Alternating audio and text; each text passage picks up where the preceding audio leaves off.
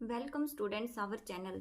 अगर चैनल पे पहली बार आए हैं तो चैनल को सब्सक्राइब करें। आज हम करेंगे संस्कृत चैप्टर नंबर 15 ईश क्व अस्ति। स्टूडेंट्स, आज के ये जो क्वेश्चंस हैं हमारे, ये कुछ महत्वपूर्ण प्रश्न हैं और ऑब्जेक्टिव टाइप में पूछे जाते हैं, तो आप एक बार इसको अच्छे से देख लेंगे, फिर उसके बाद हम आगे बढ़ेंगे। पहला प्रश्न है, ईशम कथम भुवम सृजति। ईश जो है वो कैसा जो है उसको भुवम को सजाता है, कैसा सजाता है? स्वलीलायाम मलिन वपु कठिनाम या दुसरितम। तो इसका जो पहला आंसर होगा स्वलीलायाम, कि वह स्वयं की लीला से इसको सजाता है। ठीक है, अगला क्वेश्चन करेंगे हम। ईश क्व अस्ति इति पाठ कस्मात् ग्रंथात् उद्धृतः अस्ति। यह जो पाठ है ईश क्व अस्ति, ये कहाँ से लिया गया है?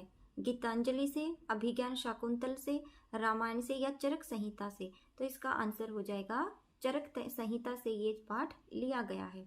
कवि जना कुत्र गंतुम प्रेरति। कवि आदमियों को कहाँ जाने के लिए प्रेरित करता है? कहाँ जाने के लिए करता है? इसमें हम देखेंगे विद्यालय, देवाग्रे, शर्मिकस्य निकटे या भ्रमणे।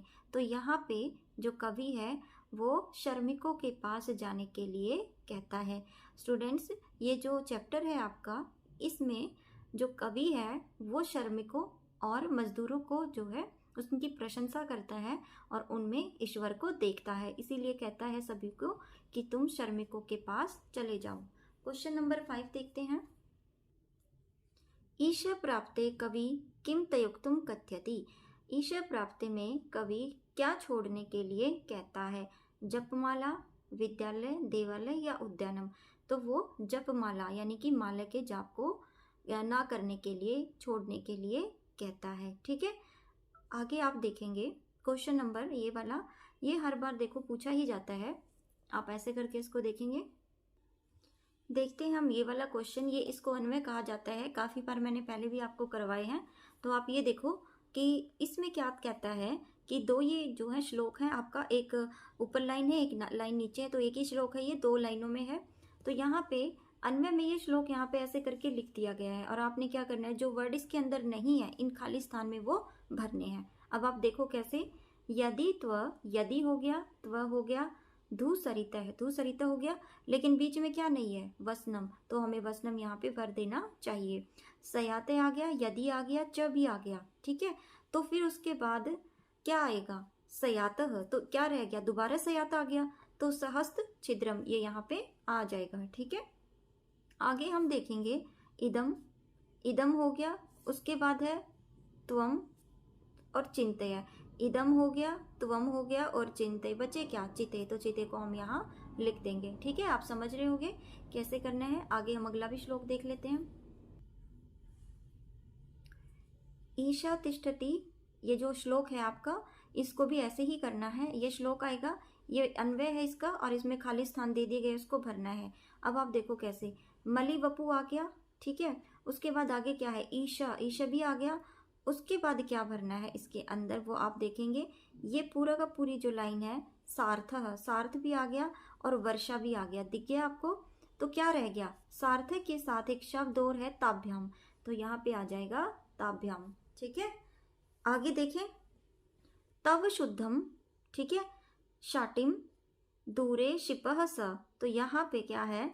ये आ गया, ये भी आ गया, ये भी आ गया, तो आपको यहाँ पे क्या भरना है? यहाँ पे हो जाएगा ईशा के साथ क्या है? तिष्ठति, तो यहाँ पे आ जाएगा तिष्ठति। ठीक है, तीसरा हम देखेंगे एवी। एवी कहाँ पे लिखा हुआ है? ये रहा इव। ठीक है, तो यहाँ पे जो रह गया ये पानसुर भूमि, ये यहाँ पे आ जाएगा। ठीक है, यहाँ पे हम स्टूडेंट कुछ क्वेश्चंस और देख लेंगे। ऐसे क्वेश्चन आते हैं, लंगलिका किम करोति। लंगलिक क्या करते हैं? तो ये भूमि पर कृषि करते हैं। ठीक है, प्रस्तार खंडान कै दार्यते, पत्थरों के टुकड़े जो हैं का कौन करता है? जनपथा करता पत्थर खंडान दार्यते। जो गरीब होते हैं और जो लोग जनपद यानी कि रास्तों के लिए, जो रास्ते के लिए बनाते हैं ना, जैसे श्रमिक लोग जिसको बोलते हैं, मजदूर लोग, जो जो लोगों के आने जाने के लिए रास्ते बना के पत्थरों को तोड़ते हैं रास्ते बनाने के लिए। ईश्वर काभ्यम सार्ध तिष्ठति, ईश्वर काव्यम, ईश्वर कहाँ पे है? ईश्वर एव वर्षया तपयो, ठीक है, वर्षा में तपे हुए मलिन कपड़ों में ताभ्यम सार्थ तिष्ठति, वहीं पर ईश्वर बैठे हुए हैं। ईश्वर जो है वो वर्षा से भीगे हुए, सूर्य से तपे हुए, मलिन कपड़ों से युक्त ऐसी जगह पे वो बैठे हुए हैं। आगच्छे इति अर्थे किम पदम प्रयुक्तम, आगच्छे में किसके लिए पद प्रयुक्त हुआ है? इसके लिए आ जाएगा एहि। कवि जनानाम कुत्र गंतुम प्रेयति, कवि जो है आदमियों को कहाँ जाने के लिए कहता है? स्वेदल जलाद्रस्य शर्मिकस्य निकटे, वह श्रमिकों के पास जाने के लिए कहता है। ईशा कथम भुव सृजति, ईशा जो है वो है तो क्या सृजना करता है? सलीलम, ठीक है। अस्माकम सविधे क तिष्ठति, क्या तिष्ठति करता है हमारे यहाँ पे विधि से? ईश्वर। ईशा अस्माकम किम अभिलष तिष्ठति हितम, ठीक है, तो यहाँ पे आ जाएगा हितम की भगवान जो है अस्माकम, ईश जो है वो अस्माकम हमारे लिए क्या अभिलाषा करके बैठे हैं? हितम की अभिलाषा करके बैठे हुए हैं। स्टूडेंट्स अभी हम चैप्टर हमने 15 किया है, अब आज हम करेंगे पाठ नंबर 16। इस चैप्टर में क्या है? गीतामृतम, ठीक है, गीतामृतम के बारे में बताया गया। थोड़ा सा मैं आपको इसके बारे में पढ़ के भी बता देती हूँ। अपने श्रीमद् भगवत गीता का नाम अवश्य सुना होगा। युद्ध क्षेत्र में जब अर्जुन मोहग्रस्त हो गए तब उस मोह को दूर करने के लिए भगवान श्री कृष्ण ने अर्जुन को उपदेश दिया था, और यह उपदेश गीता के रूप में उपनिबद्ध है। ये उपदेश विश्व के मानव मात्र का संपादन करने वाले हैं। प्रस्तुत पाठ के लिए किए गए श्लोक गीता के 17वें अध्याय से संकलित है। इस पाठ में आप पढ़ेंगे कि सत्वगुण, रजोगुण, तमोगुण के आधार पर भोजन, दान और तप 3 प्रकार के होते हैं। अगर हमारा भोजन सात्विक होगा तो हमारे विचार शुद्ध होंगे और हमारा शरीर भी स्वस्थ रहेगा। इसी प्रकार सात्विक दान और सात्विक तप को श्रेष्ठ माना गया है। प्रस्तुत पाठ में इस विषय में विस्तार से पढ़ेंगे, ठीक है। अब हम इसके कुछ क्वेश्चंस हैं वो देख लेते हैं। पहला प्रश्न है आहार कति विधा भवति, ठीक है, आहार की जो है विधा कितनी है? 6, 5, 7 या 9? तो आहार की जो विधा है वो 6 प्रकार की होती हैं, षट विधा, पहला इसका आंसर है। फल है फलम उद्दिश्यति दत्तम दानम किम कथ्यते, ठीक है, तो यहाँ पे है सात्विक, राजसम, तामसिक, न कोअपि, तो इसमें कहा गया है फल जो है उसको दत्तम दानम किस प्रकार से कहा गया है?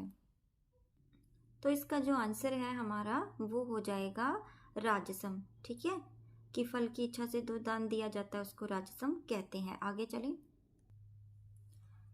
किम तपः सर्वोत्तम, कौन सा तप सबसे ज्यादा सर्वोत्तम है?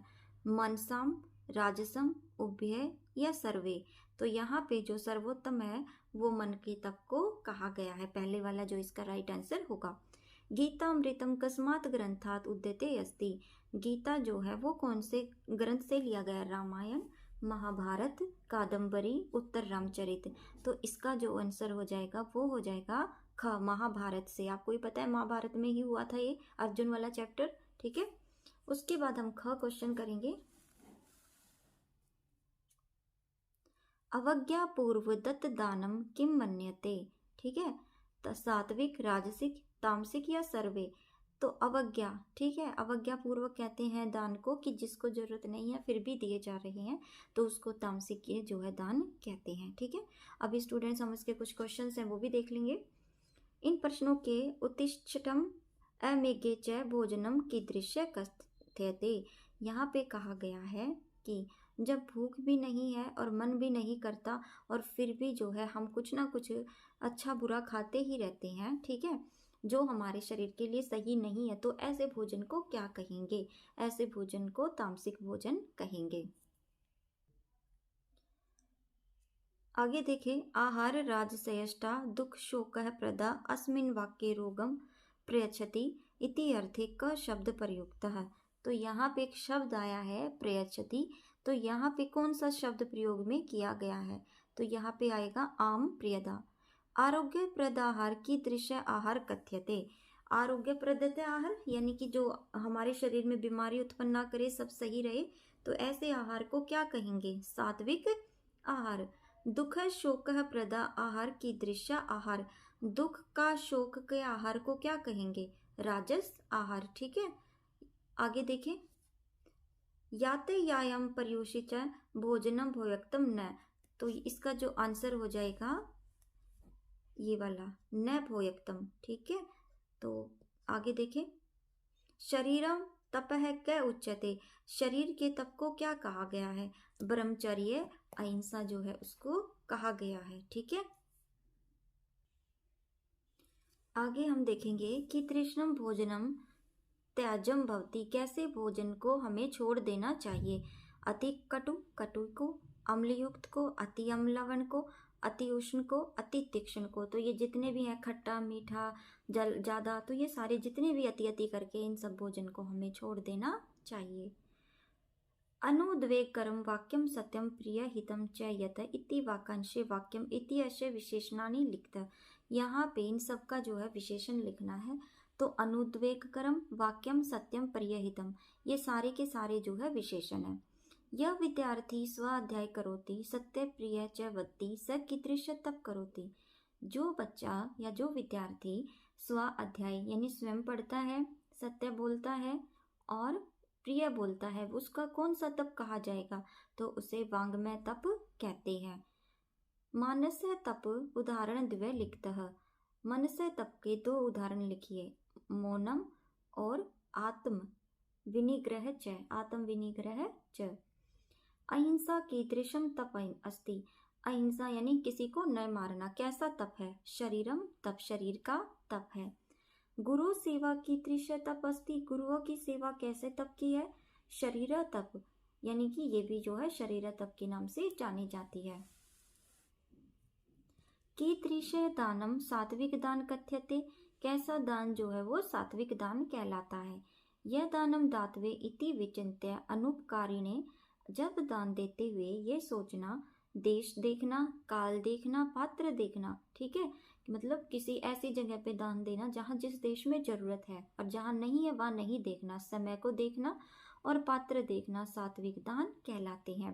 कीदृशम दानम राजसम इति उच्यते, कौन से दान को राजसम कहते हैं। यह दानम प्रति उपकारायम फलम उद्देश्य वा कठिने दीयते तद राजसी दान उच्यते, जो दान दूसरों के ऊपर उपकार के लिए दिया जाता है उस दान को राजसी दान कहते हैं।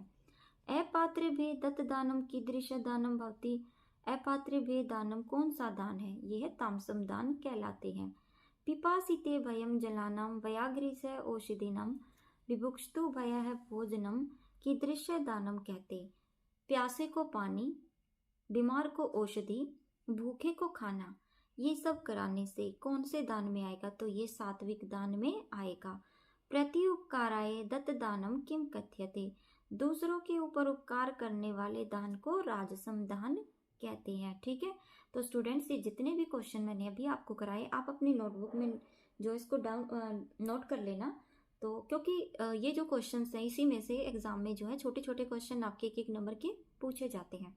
ठीक है, तो स्टूडेंट्स अगर आपको वीडियो अच्छी लगी हो तो वीडियो को लाइक करना, चैनल सब्सक्राइब नहीं किया तो सब्सक्राइब करना, और कल फिर एक नई वीडियो के साथ आएंगे। तब तक के लिए बाय, थैंक्स फॉर वॉचिंग।